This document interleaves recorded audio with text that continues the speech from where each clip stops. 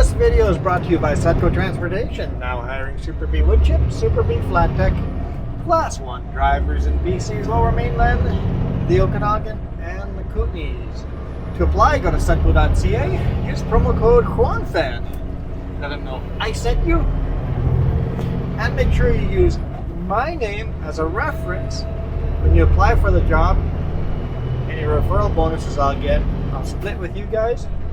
Oh, and you guys get $100 for using promo code KWANFAN. Yeah. Morning. Afternoon. Yeah, okay, fine. Afternoon. It's a... Monday afternoon. Is it Monday feeling alright? I know it's Tuesday, but it certainly feels like a Monday. My Kit Kat's even melted. What? It's a Monday. We eat melted Kit Kat. I think I only want a Kit Kat anyway, so. It looked like it melted and now it's frozen. But not melted. It's not melted now? Don't think so. Okay. You just said it was melted, so. Well, it was melted previously in this previous life. Has been melted and has now been unmelted.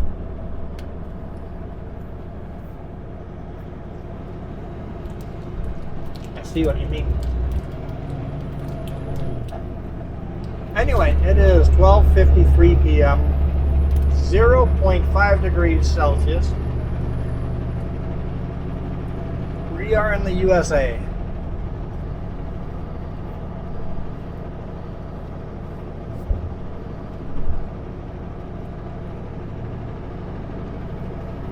Just crossed the border. We are on Highway 31 southbound in Washington.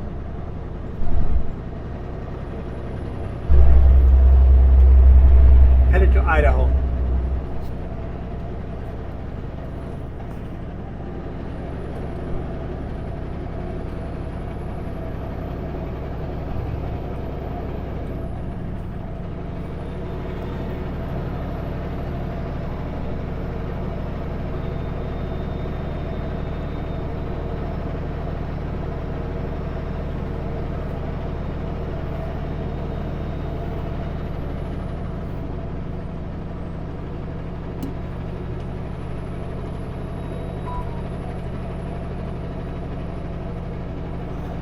Are you in airplane mode on yours?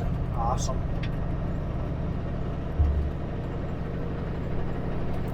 Yep. I heard the bing. I'm like, it's probably welcoming me to the U.S.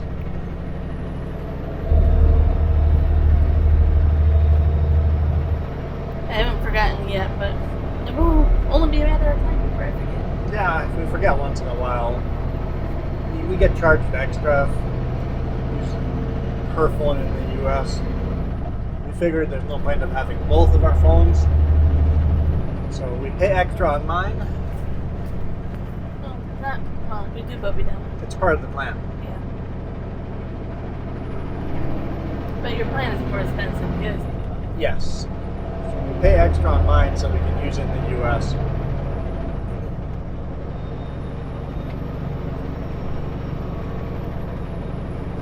So yeah, I couldn't get an answer out of dispatch yesterday. It's like, where are we loading to? Canada or U.S. tomorrow? They didn't have an answer. They didn't have a load for me. I'm like, okay, in that case, I'm just going to take 10 hours off because I'm just not going to deliver this load at 7 a.m.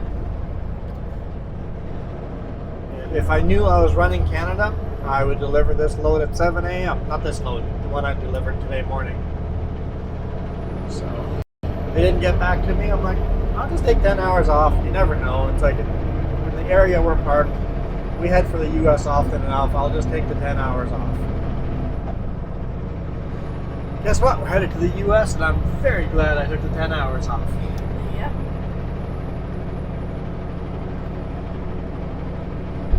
Delivered the load an hour later than we could have, but if we we had delivered an hour earlier, we would now be stuck in Canada till tomorrow morning.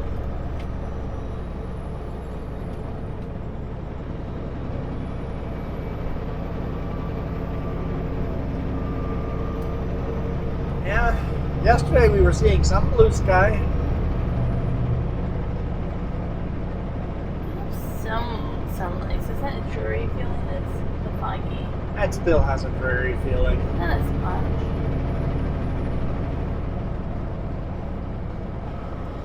What is the speed limit here? 55 maybe?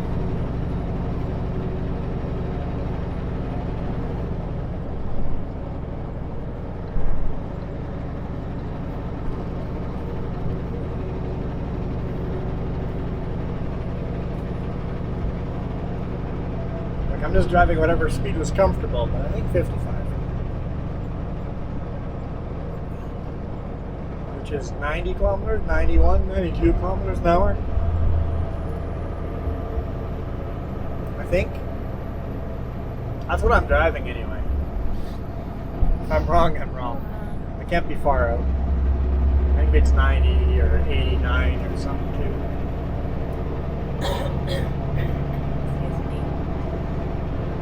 Then today morning, Jess mentions I got this dispatch for this load and goes, it says no tarp. We always tarp leaving this place. And I'm like, all right, let me call. Well, no, I didn't call dispatch. I just go, you're right, we always tarp here, but there's a special note here that says do not tarp. It says lumber, do not tarp. There's a note written in here by hand saying do not tarp. So they went out of their way to say don't tarp. Like,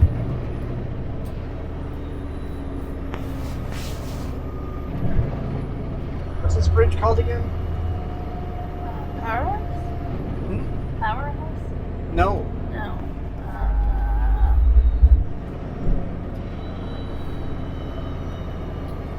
Whatever that road up there was. Oh, right. Something to do with a creek, maybe. Something Creek. Instead of the S. Slate Creek? Yes, Lake Creek. Slate Creek Bridge southbound. Figured out just in time. Teamwork, that one. I haven't been with you for so long that I'm trying to think of. I always go the other direction.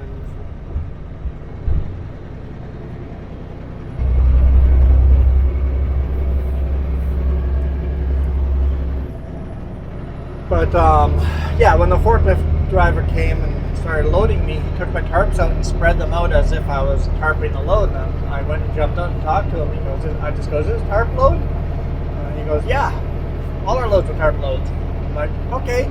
My dispatch has a special note that says do not tarp, so let me give them a call before you throw the tarps up there and make sure. He goes, okay, no problem. So I call. Dispatch goes, let me get back to you. She makes some phone calls, gets back to me and goes, yes, definitely tarp load. Okay, tarp load.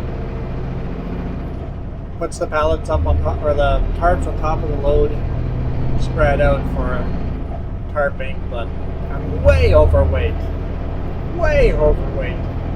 I'm like, I'm illegal weight for Canada, let alone the US. We have to take stuff off. He goes, really? The other trucking company always takes this. I'm like, well, they either have some kind of magical trailers and trucks that we don't have, or they just run illegal weights. He's like, there's no scales on the road. I'm like, yeah, but dude, that's a lot of overweight. I'm like, you gotta take one off. Okay, took one off. Nice guy, but he didn't want to take the one off. It's super illegal weight. Not even close to. If I'm overweight Canadian weight, how do you think my weight's going to be when I hit the US? I'm like, no. I need to be a lot closer to be comfortable running US than that. So he took it off, and then the shipping office complained that she had to redo all the paperwork because I thought that I could take this load. I'm like, whatever, I'm just not running illegal. Not that illegal anyway. So if I'm really close, I'm okay with, like, sometimes you're really close. It's like, yep, I'm barely over the legal limit. I'm not going to get a ticket for that. Like, I don't care if there's no scales on the way. When's DOT going to set up a mobile scale and scale everybody? And it's not true. There is a scale on the way. There is one scale on the way that's never open, but there is one scale on the way. Like, today's going to be the one day that they open that scale up. So yeah, it's been like a Monday. But you didn't say. I'm not there yet. Okay. You're getting there. So I pulled into the Tarping station. Called dispatch. Did dispatch call me? Yeah, dispatch called me. And talking about where I'm going to be crossing the border. And it goes, oh, by the way, it's not tarp. I just found out it's not a tarp load. I'm like, okay, what is it? Not tarp? Go tarp. Not tarp? Tarp. He goes, for sure not a tarp load. I'm like, okay, I got to put on my safety harness and gather up all my tarps on the top and put them on one stack and strap them down if I'm not tarping the load. I'm like, if I'm not going to get paid to tarp it, I'm not tarping it.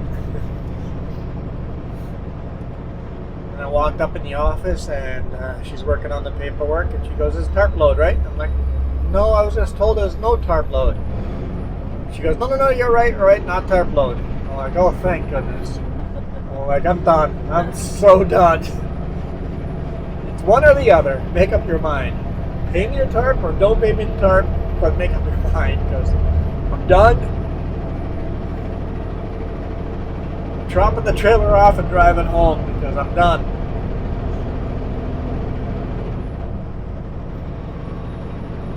I'm fairly OCD, and this wish-washy thing kills me. Like, it drains all of the energy out of me. I feel like I drove all day and it's only noon. But then I drove into Salmo home office. Got them to top off all my tires with air because they were getting a little bit on the lower side. Just, in the summer when you get your tires aired up, there's more pressure, hotter air. In the winter, all of a sudden, all your tires are flat. Not flat, but lower pressure. Same with our pickup. I have to remember before we go for any kind of road trip, we have to top our tires in the pickup. It's a good idea when the snow starts falling. Check your air pressures in your vehicles. I mean, they might have been good pressures in the summer, but colder temperatures, you might want to top them off a bit. So did that there, picked up some more washer fluid, handed in paperwork, just got to meet our dispatch for the first time. The dispatch is a pretty awesome person. Yeah, she definitely is. So, and then the owner of the company, the president of the company, co-owner, walked in. This isn't the brake check, is it? No, we don't have a brake check here.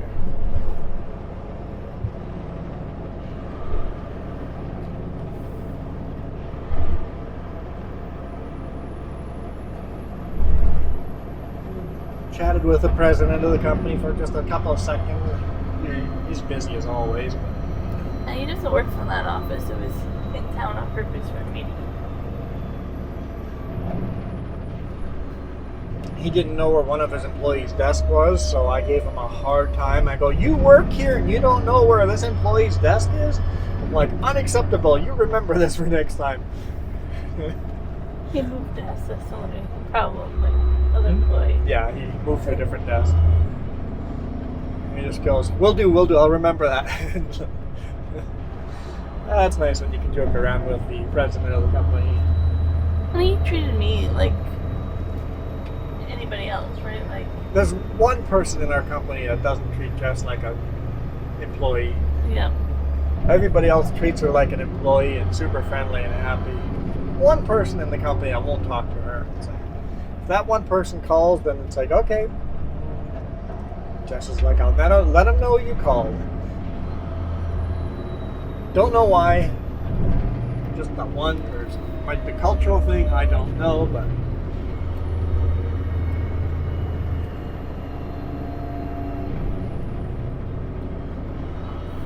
What was that hotel called?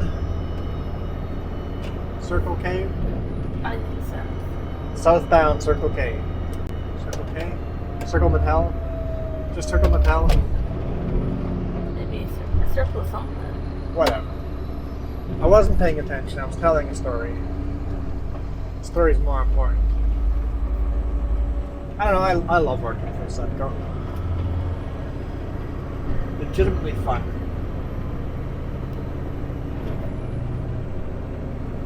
Remember to use my referral. I'm kidding. I'm not trying to sell you on Sutco. I just love the job.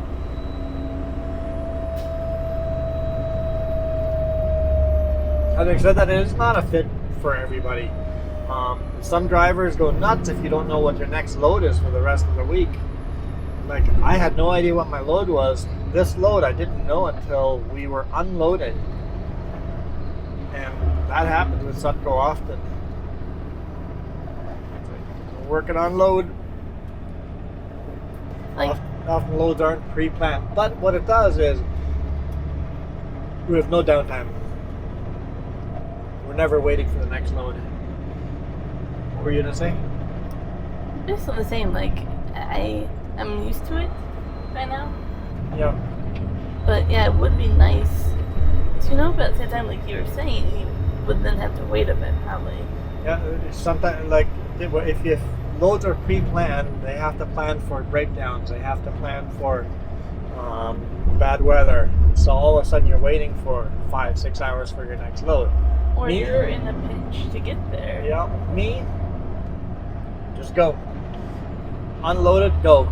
They don't have a load, going empty. I mean, like, sometimes they'll go, hey, we're working on something. Might work, might not. Southbound powerhouse. So sometimes you sit there an hour or 2 hours, but rarely do you do that.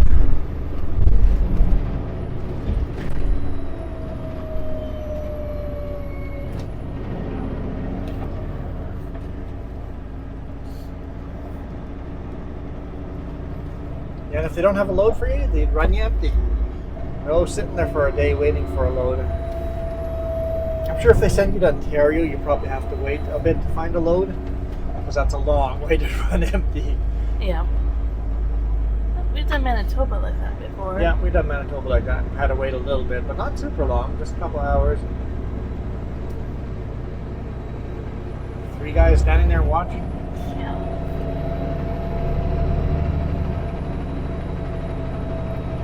I nodded and they waved. It's all good.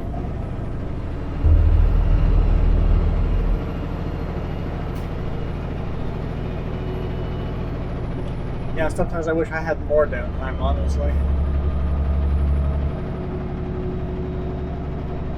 I think that's just varies day to day, week to week for you too. Yeah, it's true.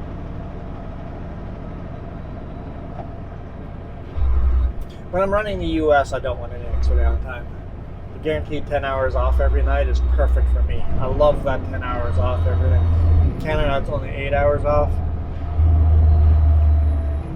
Recently, I've just been taking the 10 hours. Like, even if I know I'm coming US Canadian load, I'm like, nah, we'll time it out so I take my 10 hours off. I won't take time off during the day. I'd rather just have 10 hours off at night. I seem to be healthier that way. Feel less tired that way.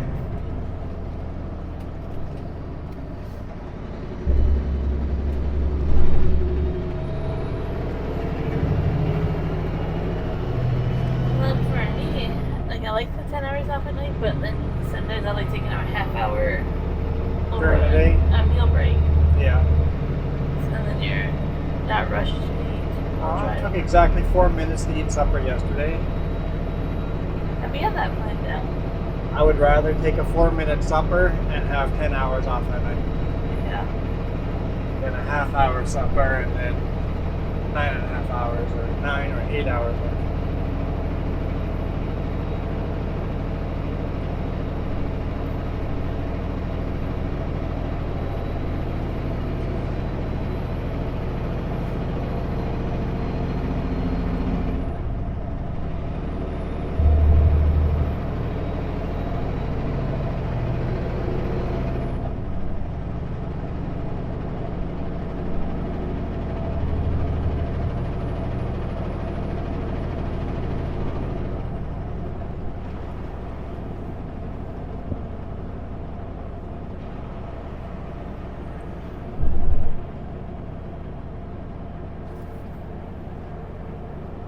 Oh yeah, the town we just went through where the guys waved at us, the 3 guys. That was Metaline Falls. This is Metaline, just Metaline.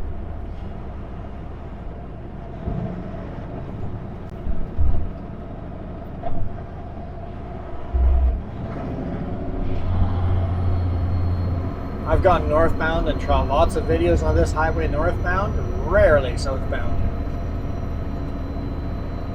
Very, very rarely. Because you're usually crossing Eastport if you know. Because most companies that we cross don't have permits to cross at this border. You need a special permit to cross at this border. The load itself needs a special permit. And this company has a permit for this crossing, so.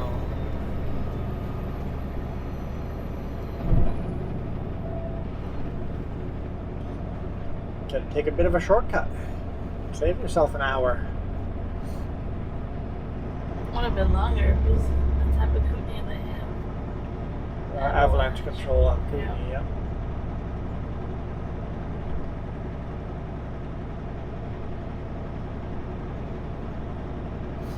Yeah, saved us an hour or more than an hour, probably an hour and a half, 2 hours.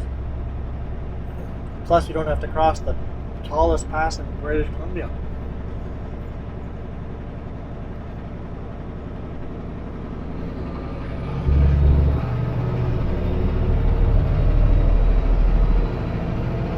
We are following the Coeur d'Alene River, right? Yes, Coeur d'Alene River. No, not Coeur d'Alene. No. Pend Oreille. Yep, that's it. Told you I was done for the day. Pend Oreille River. Like, I'm just, I guess, the only name of the river I know.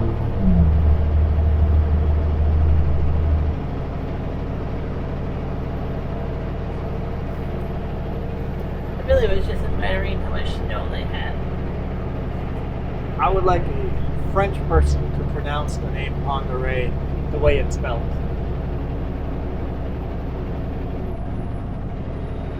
Because we definitely don't pronounce it the right French way. We know that. That's for a fact.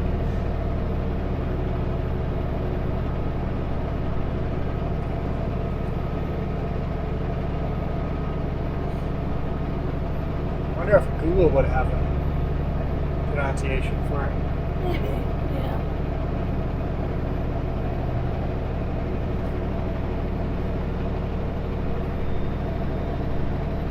Sutco coming across the bridge in front of now, Metaline.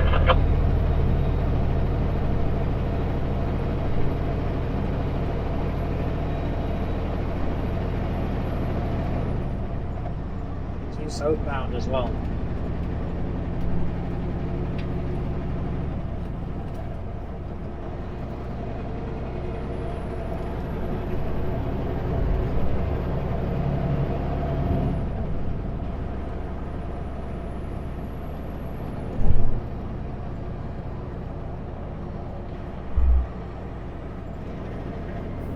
Probably a chip truck.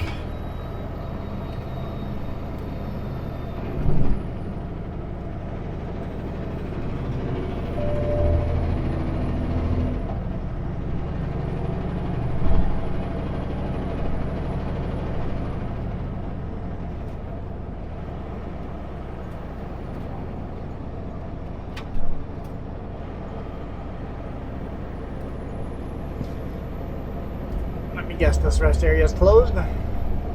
Sweet Creek Rest Area. I am told by our viewers there's a beautiful, beautiful waterfall just up the path. Just a short little walk up. So Yeah. if we want to take a half hour sometime, we should take a half hour here and walk up and see that waterfall. I heard it once this spring. I don't know what's happening.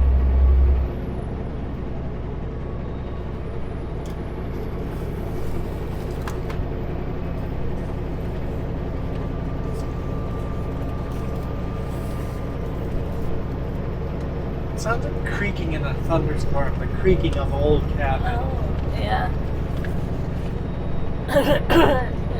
I'm losing my voice if I don't get a gum drop. I feel like I'm in Valheim and there's a thunderstorm moving through. Or in a creaking boat or some kind of timber rubbing against each other.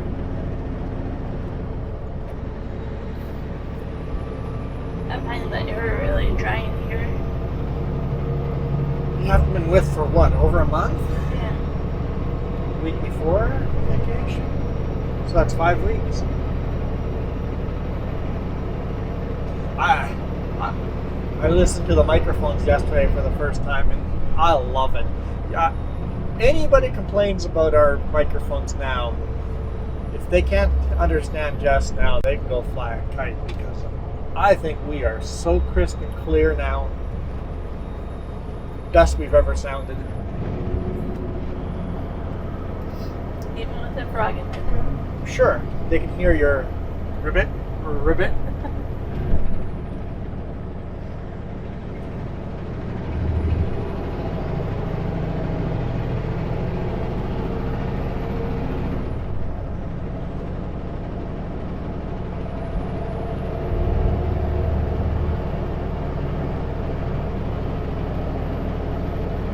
I have a thought. Thank goodness you have a thought. Telling somebody to fly a kite, how fun is salty when flying a kite is so fun? I haven't flown a kite in a while. But it's fun, right? Yes, flying a kite can be fun. Affirmative. So I don't know how it is salty unless there's no wind. I used to tie a GoPro to a kite and fly the kite with a GoPro, and it would snap. I just put it on time-lapse mode. It would snap photos as it went higher and higher and higher. Back in the day when I owned GoPros. I actually got quite a few good photos that way. Some beautiful photos. You have no idea what you're shooting except that you know what you're flying the kite over top of and hope that you get a shot that's cool. And technically it wasn't a drone, so, you know. Yeah, you can fly it in places where drones. Well, The heck was that? it kaboofed. Oh, a camera. Yeah. I thought something hit us. Oh no. How do you turn the screen back on again? Just clean the suction cup first.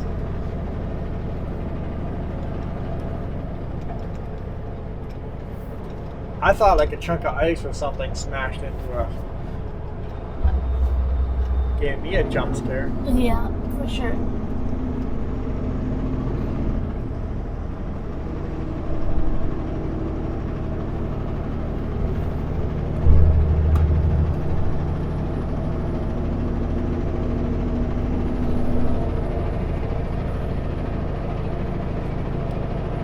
Editing yesterday's video, I quickly realized that my favorite new camera is the ceiling cam.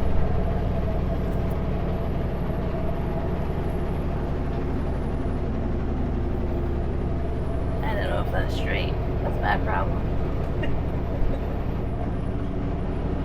The ceiling camera has some motion in it with that. It's called Rock Steady Plus. It keeps the background super steady, but also when you slow down and speed up, it takes that into account and tries to correct for it, and it actually makes you feel like you are hitting the brakes and speeding up. The extra movement in Rocksteady Plus on the ceiling cam, I like it. I don't know what you guys are gonna think of it. I haven't heard any comments about the new camera. The fact that it just has these slight slow movements left to right, up and down. It kind of moves around a bit. And I love how it feels more alive. It does sometimes do a weird angle thing, kind of pitches over side left to right, but even that I don't hate.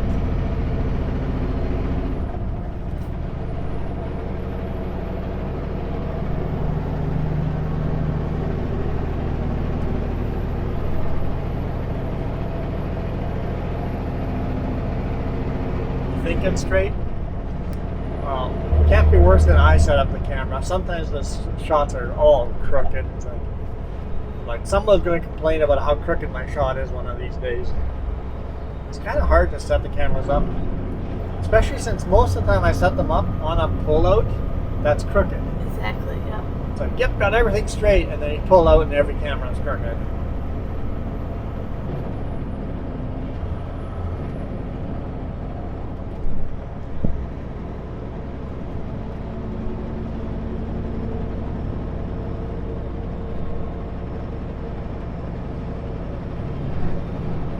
What I try to do is set it up to the dash and cam one, because that one's always exactly the same shot. It's upright.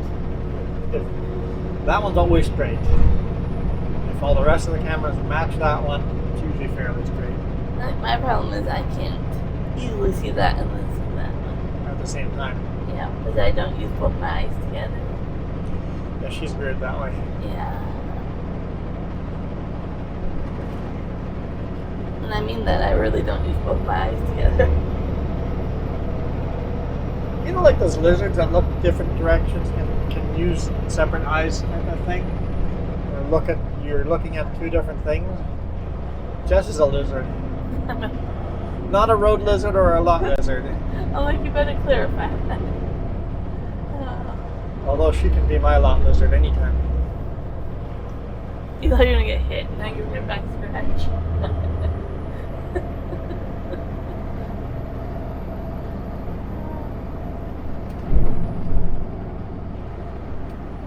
We already discovered I'm your hooker as well. Yes, she does a lot of hooking.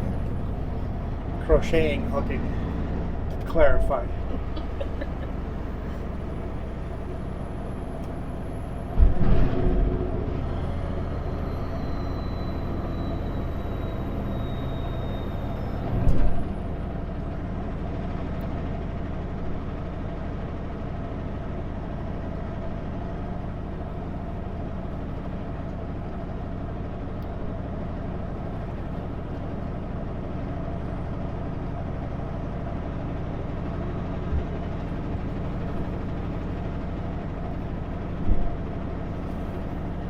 I've actually gotten quite a bit of snow here recently. Yeah. Yeah, it's nice, fresh. Snow. Some of those roofs I doubt can hold this much snow. They gotten a foot of snow very, very recently.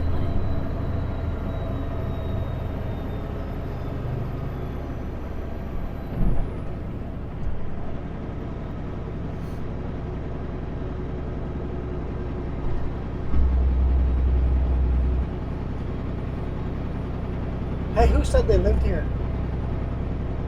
I don't remember their name. I remember the comment though.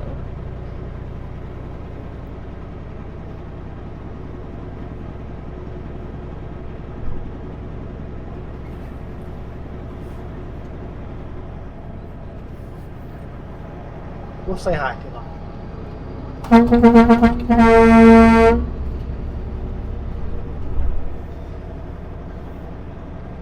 Hopefully you were at home and heard it.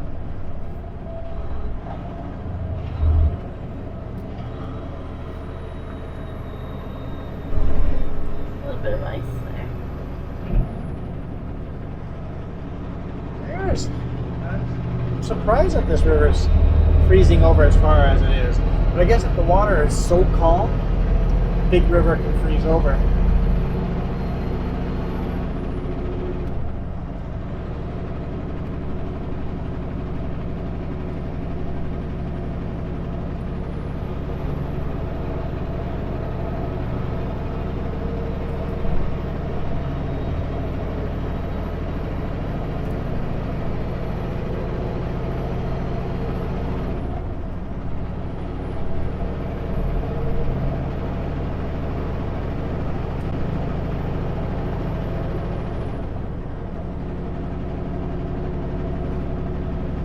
I've been looking at pickups with snow plows. And a lot of the snow plows are sticking way out in front of the pickup, or when they get lifted, they're way up in front.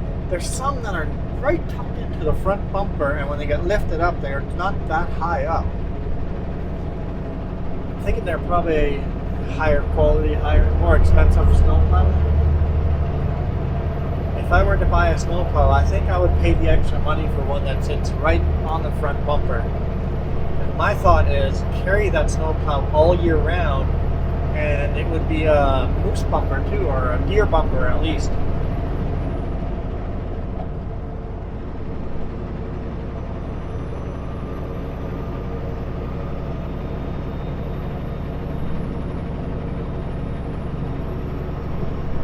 And in the past we've talked about buying an RV, but right now I'm really leaning into not buying an RV and buying a pickup with a camper on it, and that would include a snowplow on the front. Because imagine having a snowplow on the front with a camper on the back. Hey, let's go drive up to that lake up there in the middle of nowhere. Oh, it's not plowed? No problem, we have the plow with us. Yeah, let's go do winter camping on that lake. We can just plow the road to that lake and set up and camp out in the winter there. Well, we were parked up here in the middle of nowhere and it snowed 2 feet overnight. I guess we have to call a off-road rescue to get us out. No, we have a snowplow on the front. We just drive out. Get a four-wheel drive, have chains on the front and back, and plow on the front. You can just push your way all the way down. But is a camper big enough to live in? Camper's bigger than our cab of this truck. We can almost live in the cab of this truck. One person would have no problem, but 2 people, it's a little cramped to live in here. Five days in a row, you need a break after 5 days. Could we live in a camper? Get a crew cab truck so you have more storage in the back seat. Tear the seats out, put in storage in the back compartment.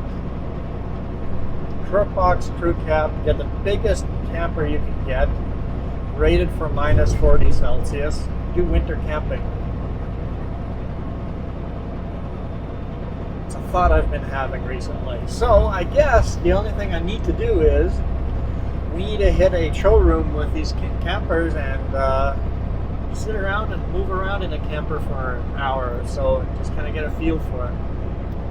I read that there was an event at the event center. Oh, when?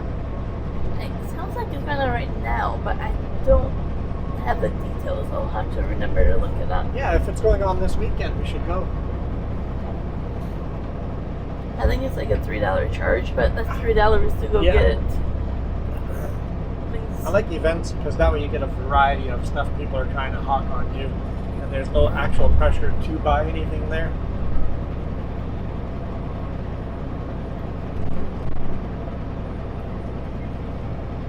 We're definitely going to take it more seriously this coming year. Yeah, Looking into it. The closer we get to buying it, the more seriously we're going to look into it. So you might see some RV videos where we're just walking around checking stuff out and doing short little videos of it and put it under the RV Life tab. There's not much there for videos right now, but we intend to add some more. And it might be camper. Instead of RV Life, it might be camper. And we do know another trucker who lives in a camper on the weekends. Yeah. So we could always ask him. Yeah, maybe we should talk to him again. Now he's lived in it for over a year. See what he would have done different. Yeah. But it's a single person. Someone's going to get to kind of waive that. Single person living in a camper, I think, is very doable. 2 people, well, we got to go tour. We got to go sit down and tour a bunch before we make a decision.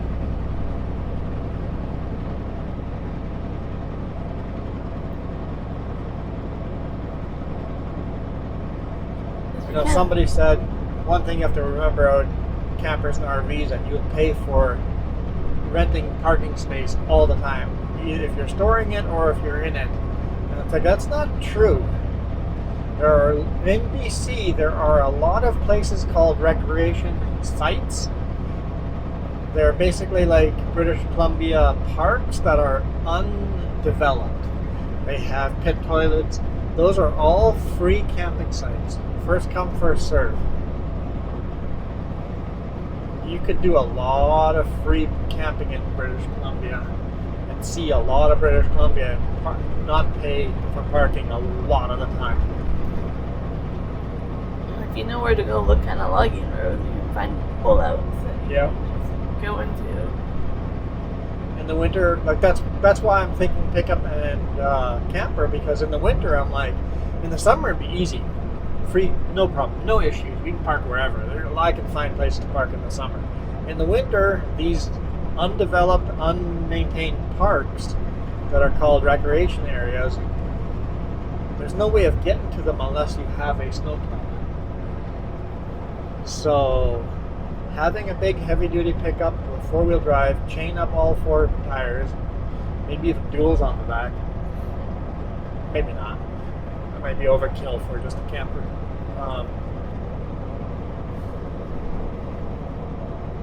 With a plow on the front, it would make winter camping a lot more doable.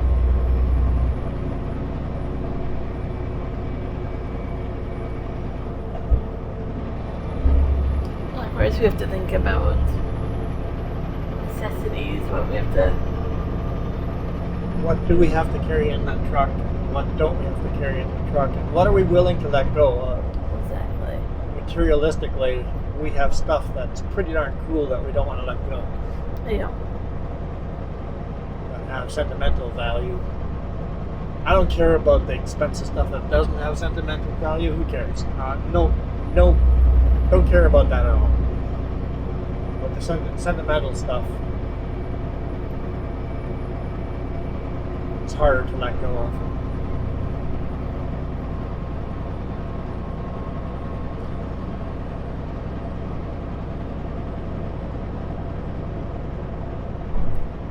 And I would cover the whole top of the camper in solar panels. The more free energy we can get, the better. Yeah. Even if it's cost $10,000-$20,000 to convert as much into solar panel as possible, do it. Yeah, there wasn't like a fancy wind tunnel one as you drove. We just put you on top and Huh? they got like solar energy, but wind, right? Wind tunnel? The wind Or turbine. wind turbine. There are. You can get your wind. Yes, you can get wind turbines for RVs. But while you're driving down the highway. There's no point of that because you're charging the batteries from your engine when you're driving down the highway. But people put wind turbines on their RV. I've seen it. That would be a very real option.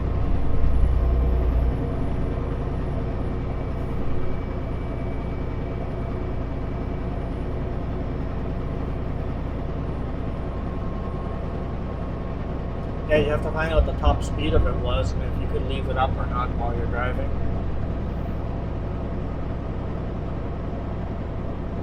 If you're driving into an 80-kilometer wind and all of a sudden the turbine's doing 180 kilometers, That'd be dangerous. over speeding it, right? Yeah. So you'd have to think about that.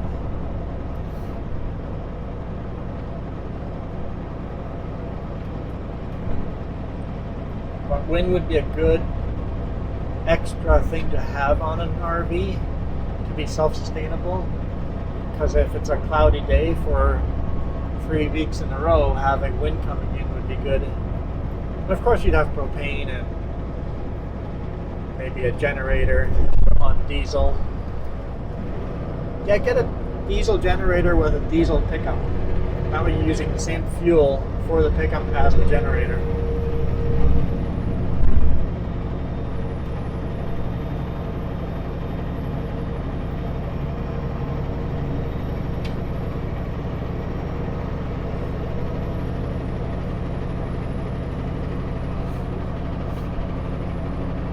I don't know how, are diesel generators very popular? Could you get a small diesel generator in an RV? If so, I'm willing to pay the extra money for it. I don't know that answer. Answers we all need to... Questions we all need to answer before we buy anything.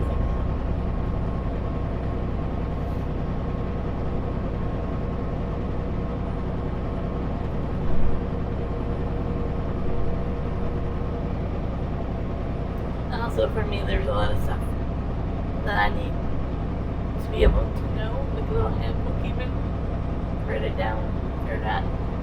If you're on the road and I'm somewhere, How to do this if this goes wrong? How to Yeah. do that? Yeah. If you're in the camper and I'm on the road, yes. Yep. so it sounds silly, A but lot of little, housekeeping stuff like Yeah, but little- how do you refire the furnace, or how do you redo this? yeah, but little binders that print it out. Like Yeah, little, make a tutorial for anything. but Yeah. when you have a problem, your brain has to sort through all the other tutorials to find that one, right?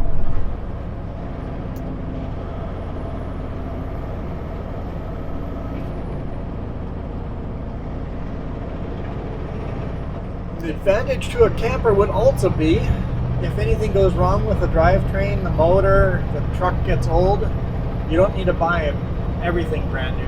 Just buy a new pickup and keep using the same camper. Yeah. More flexibility there too. So my biggest concern is it big enough? Can you get one big enough? Get the biggest one possible, and it is the biggest one big enough for us.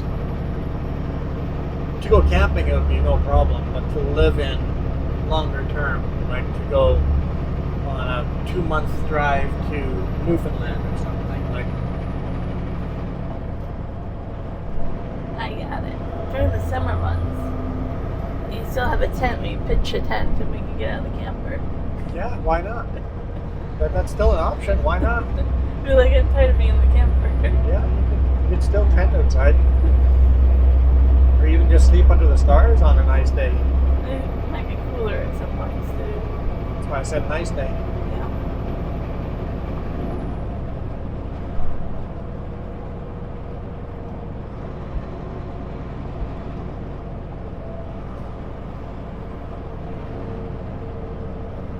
I think my whole goal is to be a part-time trucker. Not full-time like I am now, part-time. That'd be my retirement plan. And go, hey, I want to take 2-3 months off or whatever. And do the RVing life and then drive truck part-time. I would like to find something that lets me work from the RV. But that's kind of hard to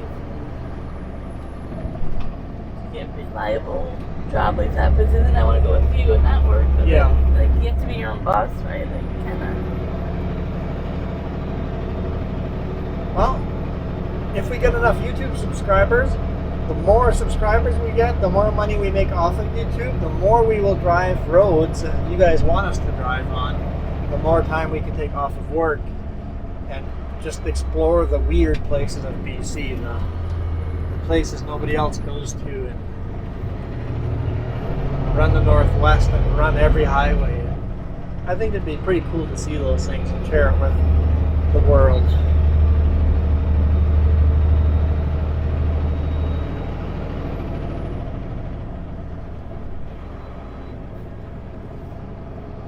I know you said that, and a whole bunch of places came to mind right away. Yeah?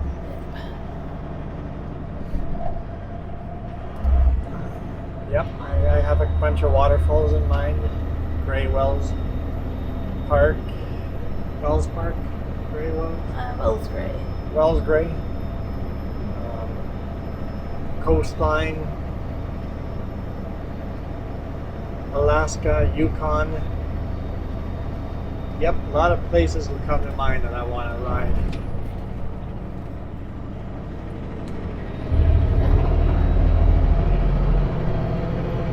Basically, I want to see more of BC and I want to share the experience with you guys. That's what I really want to do.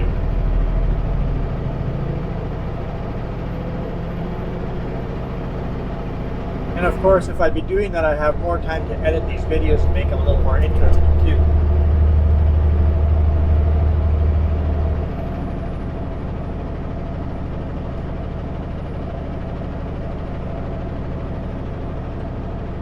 research the history of those areas and tell the stories of the history of everything. I don't know, that'd be so much fun. It would be. That'd be my dream job.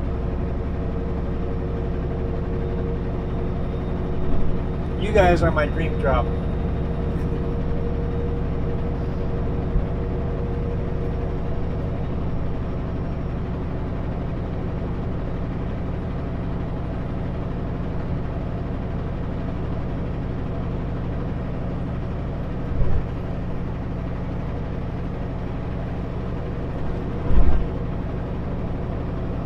Yes, we're still following the Ponderay River.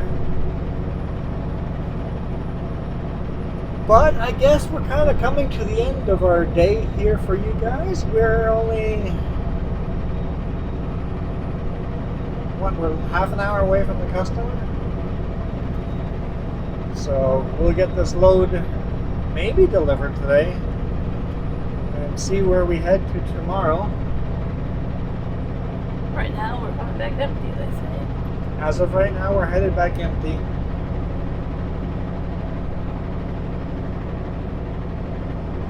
We'll see if we get delivered today or not. It's right on that line of, do they close at 2 or 3 or 3:30? What time do they close?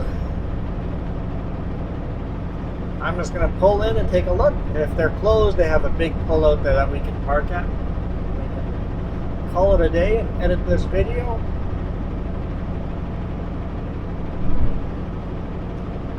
Go for a walk in the snow. We could always just drop the trailer at Bob Hill into town too.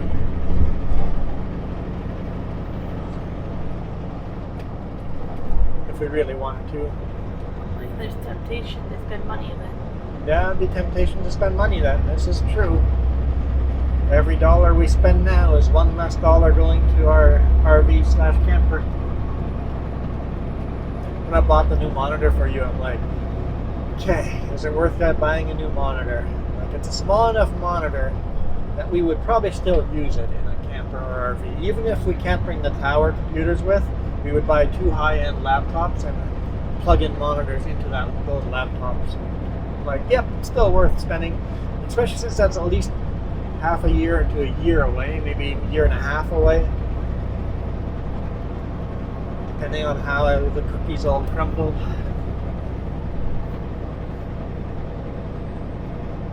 Why do you want your cookies to crumble? Oh, I eat so many cookies, they all crumble. Have you seen Cookie Monster eat cookies? Have you seen all the crumbles?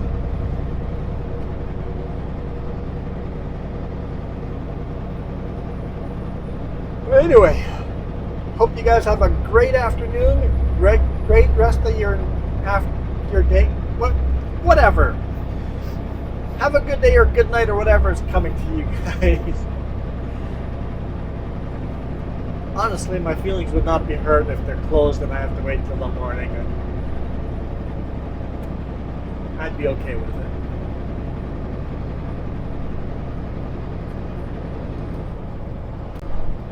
If they are open, we get delivered, I'm okay with that too. Anyway, we are out of here. You guys rock. Adios.